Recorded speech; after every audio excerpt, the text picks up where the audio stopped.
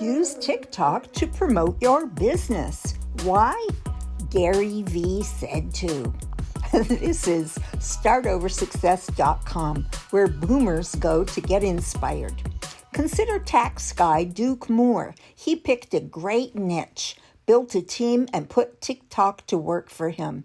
Because of his story, his success, and the value he brings, Good Morning America put Duke on TV. Why not you?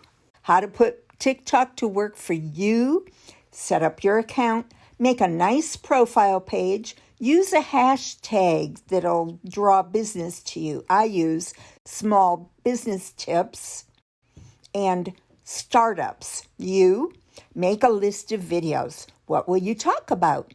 Duke has 500 plus videos on TikTok, but they only take minutes to make. So let's go. This is StartOverSuccess.com.